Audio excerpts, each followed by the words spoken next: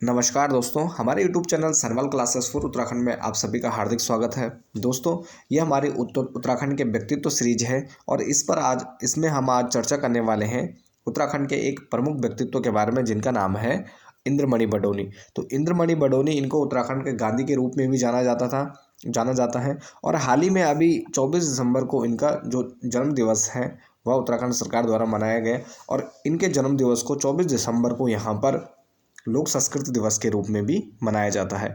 तो आइए जानते हैं कि इंद्रमणि बडोनी जी के जीवन के बारे में और यहाँ से जो परीक्षा उपयोगी हमारे महत्वपूर्ण फैक्ट है तो उन पर हम चर्चा करेंगे। तो सबसे पहले इनके जन्म की बात करें तो जो इंद्रमणि बडोनी जी हैं तो इनका जन्म 24 दिसंबर 1925 को हुआ और 18 अगस्त 1999 को ये यहाँ पर शहीद हो गए थे उत्तराखंड में। और इनको उत्तराखंड के गांधी के रूप में भी जाना जाता है। तो इनका जो जन्म है 24 दिसंबर 1925 ईस्वी को, जो अखोड़ी गांव है तो टिहरी गढ़वाल में, तो अखोड़ी गांव में इनका जन्म होता है। टिहरी गढ़वाल में यह गांव स्थित है और 24 दिसंबर 1925 को इनका जन्म होता है। तो सबसे पहले इनके अगर प्रारंभिक शिक्षा की बात करें हम, तो इनकी जो प्रारंभिक शिक्षा है तो प्राथमिक शिक्षा है तो टिहरी में गाँव में ही होती है। इसके बाद जब माध्यमिक शिक्षा, तो इनकी माध्यमिक शिक्षा नैनीताल में होती है। और जो उच्च शिक्षा है तो देहरादून में जो DAV PG कॉलेज है तो यहाँ पर इनकी उच्च शिक्षा होती है। इनके विवाह की बात करें तो 19 वर्ष की आयु में इनका विवाह सुरजी देवी के साथ होता है, 19 वर्ष की आयु में। और उसके बाद जब इनकी उच्च शिक्षा हो गई तो उसके बाद ये मुंबई हेतु रोजगार के लिए गए, लेकिन वहां पर इनको रोजगार न मिलने के कारण ये गांव पुनः फिर कुछ समय वहां पर रहने के बाद पुनः वापस अपने गांव में आ गए।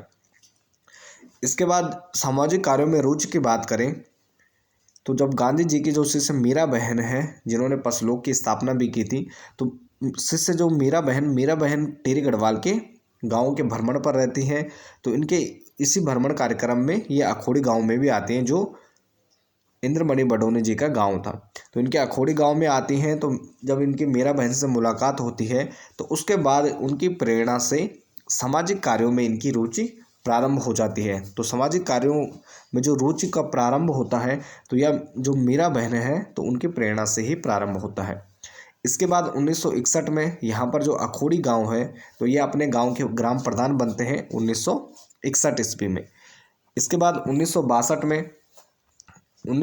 में ये जखोली जो विकास खंड था, तत्कालीन जब यूपी उत्तर प्रदेश का भाग जो उत्तराखंड था, तो यूपी के समय यहाँ पर 1962 ईस्वी में ये जखोली ब्लॉक प्रमुख बनते हैं। उसके बाद ये उत्तर प्रदेश विधानसभा से चुनाव लड़ते हैं और देवप्रयाग से 3 बार ये विधायक के रूप में निर्वाचित होते हैं। पहला 1967, उसके बाद 1969 और उसके बाद है 1977। तो यहाँ पर 3 चुनावों में ये विधायक चुने जाते हैं। और यह जो 1977 का चुनाव है तो विधानसभा चुनाव में ये निर्दलीय चुने गए थे। तो 1977 में ये निर्दलीय के रूप में चुने गए और यहाँ पर जो कांग्रेस और जनता पार्टी के प्रत्याशी थे तो उनकी जमानत भी जब्त हो जाती है। तो ये 1977 में निर्दलीय विधायक के रूप में चुने गए थे। इसके बाद 1969 में जो पर्वतीय विकास परिषद बनाई गई थी तो ये उसके उपाध्यक्ष बनते हैं। तो 1980 में ये पर्वतीय विकास परिषद के उपाध्यक्ष बने और उसके बाद इन्होंने उत्तराखंड में जो सड़क, शिक्षा, स्वास्थ्य, बिजली व अन्य पेयजल समस्याएं थी तो उन पर जोर देना प्रारंभ किया। और इनके अगर लगाव की बात करें तो पहाड़ की जो संस्कृति है, परंपराएं हैं, तो इनका गहरा नाता रहा है इनसे। तो पहाड़ की संस्कृति और परंपराओं से इनका गहरा लगाव था और इसी कारण 24 दिसंबर को जब इनका जन्म दिवस मनाया जाता है तो इसको उत्तराखंड सरकार द्वारा लोक संस्कृत दिवस के रूप में भी मनाया जाना प्रारंभ किया गया। तो 24 दिसंबर को हाल ही में अभी 24 दिसंबर में लोक संस्कृत दिवस के रूप में मनाया गया है। तो इनका जन्म दिवस 24 दिसंबर को लोक संस्कृत दिवस के रूप में मनाया जाता है। इसके बाद इनका जो पठन पाठन से विशेष लगाव रहता है, तो शिक्षा से विशेष लगाव था और ये मानते थे कि अगर समाज में परिवर्तन लाना है तो उनको शिक्षित करना, नागरिकों को शिक्षित करना बहुत ज़रूरी है। तो इसी वजह से इन्होंने कई स्कूल खुलवाए तक, कई स्कूलों का इन्होंने उच्चीकरण भी करवाया था। तो इसमें कुछ स्कूल ऐसे हैं जो वर्तमान में भी चल रहे हैं, जिसमें कठुर इंटरमीडिएट कॉलेज हो गया, बुग्यालीधार इंटरमीडिएट कॉलेज, मेघाधार इंटर कॉलेज।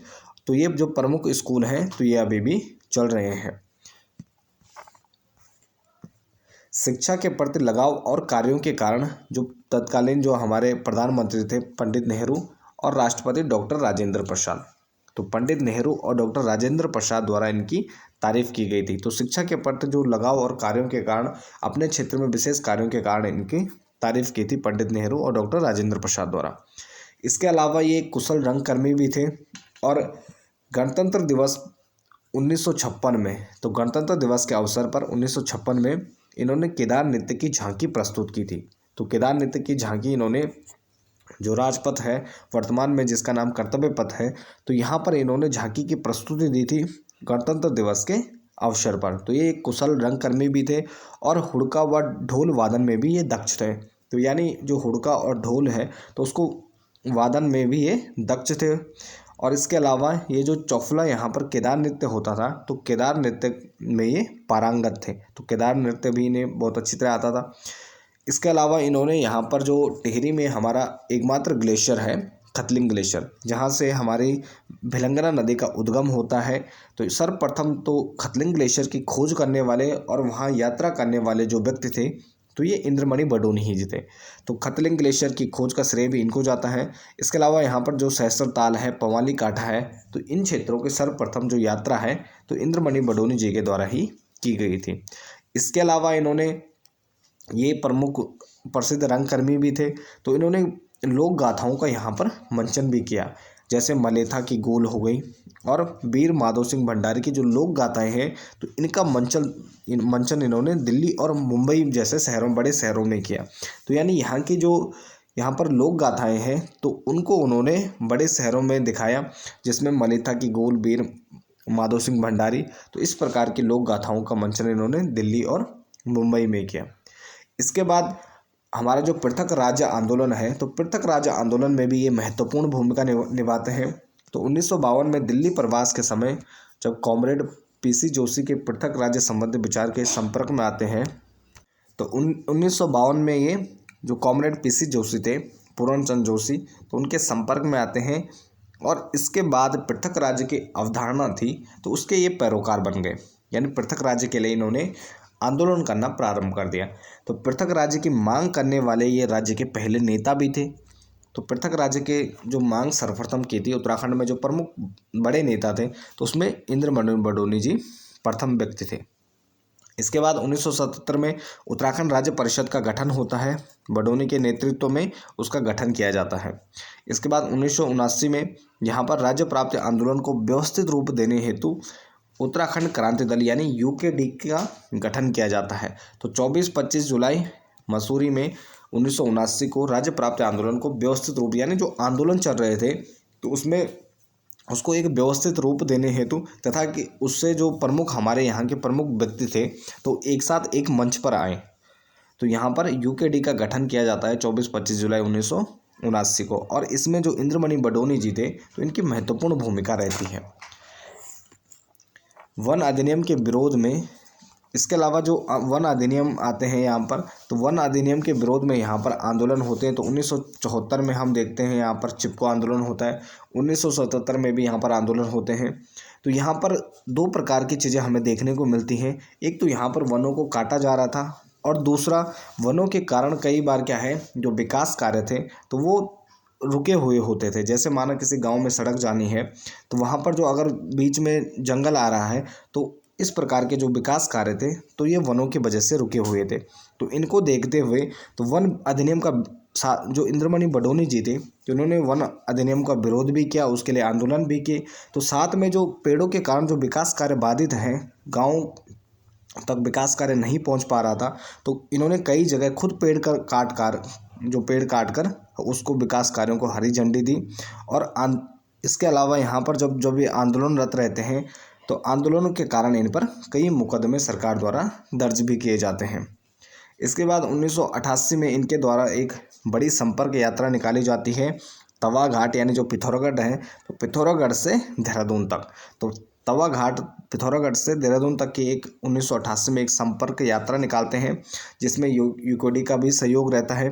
तो यूकेडी की तरफ से यानी जो उत्तराखंड क्रांति दल है तो उसकी तरफ से मुख्य नेतृत्व करता रहते हैं। तो 105 दिनों की यह यात्रा होती है और लगभग यह 2000 किलोमीटर का सफ़र तय करते हैं। तो यह 2000 किलोमीटर का सफ़र तय करते हैं। 105 दिनों की यात्रा है तवा घाट से देहरादून। 1988 में यात्रा होती है और इसमें लगभग 2000 से अधिक गाँवों में इनके द्वारा संपर्क किया जाता है। और इस यात्रा का प्रभाव क्या पड़ता है कि इस यात्रा से जो पृथक राज्य की अवधारणा थी तो उसको इन्होंने घर घर तक पहुंचा दिया। तो जो पृथक राज्य की अवधारणा रहती है, जो प्रमुख व्यक्ति लगातार आंदोलनरत रहते हैं, तो गांव गांवों तक पहुंचाने में इस यात्रा का काफ़ी प्रभाव पड़ता है। इसके बाद इनके जीवन की बात करें तो ये अत्यंत सादगीपूर्ण जीवन व्यतीत करते थे। गांधीवादी विचारों के समर्थक थे और साथ ही अहिंसात्मक संदेश देते हुए अपना जीवन व्यतीत करते थे। तो गांधीवादी विचारों पर चलने के कारण, अहिंसात्मक संदेश देने के कारण और अत्यंत सादगीपूर्ण जीवन जीने के कारण इनको यहाँ पर जो स्थानीय व्यक्ति हैं तो इनको उत्तराखंड के गांधी के रूप में इनका नाम प्रसिद्ध हो जाता है। और गांधी की तरह यह निरंतर पद यात्राओं के कारण, गांधी जी की तरह निरंतर पद यात्राओं में ये लगातार लगे रहते हैं और समाज को जोड़ने का काम करते हैं। इसके बाद 1989 में यूकेडी के आग्रह पर उत्तराखंड क्रांति दल से जुड़े हुए थे। तो 1989 में या 1990 में यूकेडी के आग्रह पर संसद का इन्होंने चुनाव लड़ा था, लेकिन ब्रह्मदत्त से 10,000 से कम मतों से यह चुनाव हार गए थे। तो इसे दुर्भाग्य ही कहेंगे उत्तराखंड का कि 1990 में जब ये चुनाव लड़ते हैं तो ये 10,000 से कम मतों से चुनाव हार जाते हैं। इसके बाद 1992 ईस्वी में जो मकर संक्रांति में बागेश्वर में जो उत्तरायणी मेला होता है, तो उत्तरायणी मेले में यूकेडी का संकल्प जन जन में वितरित किया जाता है। और जो पृथक राज्य का संकल्प था तो उसको जन जन में वितरित करते हैं और साथ ही गैरसैंण को उत्तराखंड की राजधानी घोषित करते हैं और चंद्रनगर नाम रखा जाता है। तो इसी उत्तरायणी मेले या उत्तरायणी मेला हम जानते हैं कि यहाँ पर 13-14 जनवरी 1921 में यहाँ पर जो हमारी कुली बिगार प्रथा थी तो उसको भी समाप्त किया जाता है। तो यह हमारे लिए काफ़ी प्रसिद्ध है ऐतिहासिक दृष्टि से भी और धार्मिक दृष्टि से भी। तो इसी मेले में यहाँ पर जो यूकेडी है तो उसके द्वारा गैरसैंण को, यानी जो चमोली ज़िले में है तो हमारी ग्रीष्मकालीन राजधानी भी है, तो गैरसैंण को राजधानी घोषित किया जाता है और उसका नाम रखा जाता है चंद्रनगर। तो चंद्रनगर चंद्र सिंह गढ़वाली जी के नाम पर इसको रखा गया था। इसके बाद हमारा जो पृथक राज्य आंदोलन के लिए सबसे प्रमुख साल है या प्रमुख वर्ष है तो ये है 1994। तो यहाँ पर 1994 ईस्वी में राज्य आंदोलन के प्रमुख सूत्रधार बनते हैं इंद्रमणि बडोनी जी। तो 1994 में जो प्रमुख आंदोलन होते हैं तो उनका नेतृत्व करते हैं इंद्रमणि बडोनी जी। और यहाँ पर जो आंदोलन हो रहे थे तो यहाँ पर जो हमारे स्थानीय समाचार पत्र हैं तो स्थानीय समाचार पत्रों ने इनकी खबरों को प्रकाशित किया, यहाँ पर जो प्रमुख आंदोलन होते हैं उसको प्रकाशित किया। तो इसके साथ साथ यहाँ पर जो विदेशी अखबार हैं उन्होंने भी यहाँ की खबरों को दिखाया। तो इसी क्रम में जो अमेरिका का एक प्रमुख अखबार है वाशिंगटन पोस्ट, तो वाशिंगटन पोस्ट ने सर्वप्रथम यहाँ पर इंद्रमणि बडोनी जी को उत्तराखंड का गांधी कहा था। तो उसके बाद इन्हें ये उत्तराखंड के गांधी के रूप में प्रसिद्ध हुए। तो अमेरिका का जो प्रमुख अखबार वाशिंगटन पोस्ट ने सर्वप्रथम इनको उत्तराखंड का गांधी नाम दिया था। तो आपको ध्यान रखना है, ये प्रश्न पूछा भी जा चुका है। इसके बाद 2 अगस्त 1994 में पौड़ी के प्रेक्षागृह के सामने ये आमरण अनशन प्रारंभ कर देते हैं। और आमरण अनशन प्रारंभ करने का कारण था कि 17 जून 1994 को जो तत्कालीन जो यूपी के मुख्यमंत्री रहते हैं मुलायम सिंह यादव, तो उनके द्वारा 27% ओबीसी आरक्षण के फैसला लिया जाता है। और तो उसके बाद फिर इनके द्वारा आमरण अनशन प्रारंभ किया जाता है। इसके बाद 7 अगस्त 1994 में जब ये लगातार आमरण अनशन पर रहते हैं तो 7 अगस्त 1994 को प्रशासन के द्वारा ज़बरदस्ती इनको उठवाया जाता है और मेरठ अस्पताल में जबरन भर्ती करवाया जाता है। उसके बाद यहाँ पर जनता लगातार इन पर दबाव बनाती है कि आप आमरण अनशन त्याग दें। तो इसके बाद जनता के दबाव के कारण ये 30वें दिन अपना अनशन समाप्त कर देते हैं। इसके बाद 1 सितंबर 1994 ईस्वी में यहाँ पर खटीमा कांड होता है। 2 सितंबर को 1994 में ही मसूरी कांड होता है और उसके विरोध में इंद्रमणि बडोनी जी को गिरफ्तार कर दिया जाता है और सहारनपुर जेल में भेज दिया जाता है। तो मसूरी कांड होता है 2 सितंबर 1994, 1 सितंबर को खटीमा कांड। और ये हमारे पृथक राज्य आंदोलन में इन जो ये घटनाएं हैं तो इनका प्रमुख योगदान है और इसमें कई लोग यहाँ पर पृथक राज्य के लिए अपने प्राणों की आहुति भी देते हैं।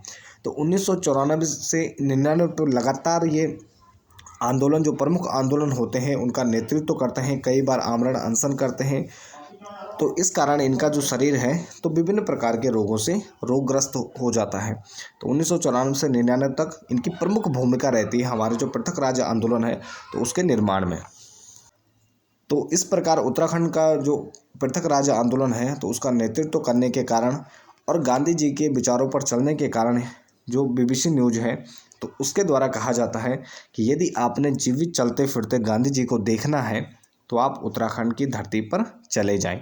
वहाँ गांधी जी आज भी अपनी उसी अहिंसक अंदाज में विराट जन आंदोलनों का नेतृत्व कर रहा है। तो BBC न्यूज़ इनके लिए कहता है कि अगर आपको गांधी देखना है तो आप उत्तराखंड की धरती पर चले जाएं। वहाँ आज भी उसी प्रकार से जैसे गांधी जी के आंदोलन होते थे तो उसी प्रकार से आज उत्तराखंड का गांधी वहाँ पर विराट जन आंदोलनों का नेतृत्व कर रहा है। तो ये शब्द इंद्रमणि बडोनी जी के लिए BBC न्यूज़ के द्वारा कहे गए थे। तो लगातार 1994 से 99 तक जब लगातार यह आंदोलनरत रहते हैं, विभिन्न प्रकार के आंदोलनों का नेतृत्व करते हैं और साथ ही पद यात्रा, लाखों किलोमीटर की पद यात्रा करते हैं, संपर्क यात्रा करते हैं, लोगों से जुड़ते हैं। तो इस प्रकार ये अपने स्वास्थ्य के प्रति इनका ध्यान कम रहता है तो इनको विभिन्न रोगों से रोगग्रस्त हो जाते हैं और अंततः 18 अगस्त 1999 को इनकी मृत्यु हो जाती है और यह हमारे पृथक राज्य उत्तराखंड के लिए अपने प्राणों की आहुति दे देते हैं। तो 18 अगस्त 1999 को ये शहीद हो जाते हैं और इनके प्रयासों का ही फल था कि इसके बाद 9 नवंबर 2000 को हमारे पृथक राज्य उत्तराखंड का गठन होता है। तो ये था इंद्रमणि बडोनी जी के जीवन के बारे में एक संक्षिप्त चर्चा। तो इसके साथ इस वीडियो को यहीं पर समाप्त करते हैं। बाकी आप बने रहें चैनल के साथ। मिलते हैं एक नेक्स्ट वीडियो में नेक्स्ट टॉपिक के साथ। धन्यवाद।